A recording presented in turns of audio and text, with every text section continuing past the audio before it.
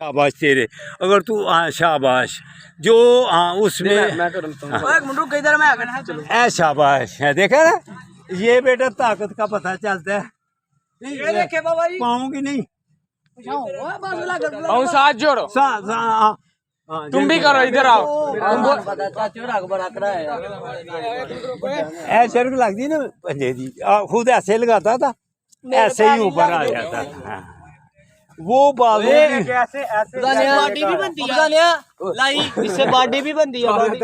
हाँ बॉडी भी बनेगी तो ये भी। हाँ वो कुछ लगा रहा है, वो कुछ ये लग रही है उसके एड़ी भी, तो पंजाबी रूटीन हो जाएगी तो फिर आसान हो जाएगी। जब हाँ रूटीन हो जाएगी तो बेटा सांस हो जाएगा। नहीं लगना तेरे को। देखना अब तीसरा आधा लगा है तुम्हारा, तीसरा बाबा जी ने 10 कार्ड गए, 10 वो इस बात को गलत कर, ये गलत किस बात को? ये जो हैंड प्रैक्टिस है ना, ये गलत। वो बेटो वो जो इन बातों की तरफ तो जो देगा ना, उसकी बीवी जो होती है उसकी वो किसी और के तो बीवी सी देगी, फिर बीवी सी दे दी। बीवी उसकी कितने गई जे बीवी दे दी।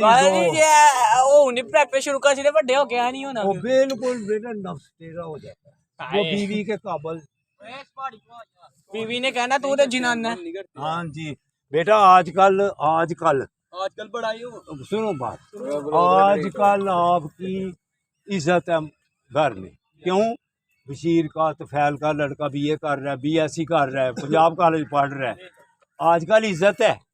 जब शादी होगी ना तो बशीर की नूह किधर है? सारियां बीवियां आपस च बुढ़ियां, बशीर की नूह किथे? आप पेके टोली जी क्यों? ओरे पुत्र दे पल्ले ही कुछ नहीं, ओरे पुत्र दे पल्ले ही कुछ नहीं। हाँ जी फिर वो जाके अपनी अम्मा की झोली च सिर दे के रोंदी हुंदी, अम्मा क्योंकि होती है कि होए अम्मा जेरे पल्ले मैनू लाए ओरे पल्ले ही कुछ नहीं। फिर पता लगता है, हाँ जी फिर पता लगता है कि बशीर दी नूह किथे वे, तो फिर इज्जत म्हाले च भी, फुफियां च भी, खाला च भी, रिश्तेदारां च भी खराबी हो गई हुंदी। ते बेटा उस गल तो बचन वास्ते तुहानू पहला पिया वार्निंग देना कि बच जाओ। जिस तरह बेटा तू उथे एक मुंडे ने तू लाए ने पुशअप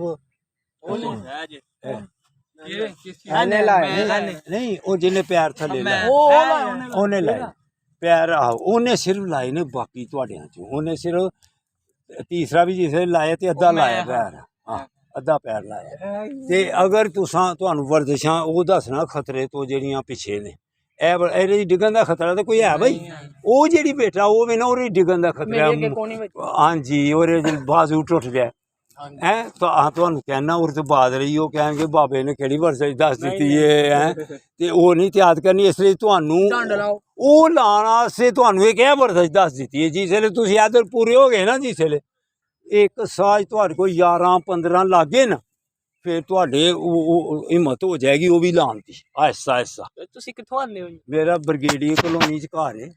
ਰੋਜ਼ਾਨਾ ਆਉਂਦੇ ਆ ਤੇ ਬਿੱਲਾ ਨਾਗਾ? ए मेरे बेटा है ते ब्रिगेडी कॉलोनी है, ਬੜੀ ਜ਼ਿਆਦਾ नाल ਸਟੇਟ ਬੈਂਕ ਦੀ ਜਗ੍ਹਾ ਦਿੱਤੀ ਹੈ। मेरा देखो ना मेरी सेहत भी पूरी, ਤੁਹਾਡੇ ਬੇਟੇ मेरे ਹੈ कोल पैसे भी पूरे, मेरे जी भी पूरे, अल्हम्दुलिल्लाह बेटा है सब शादीशुदा है। उन्हां दे अगों बेटे बेटियां डॉक्टर बन गए ने, उन्हां दे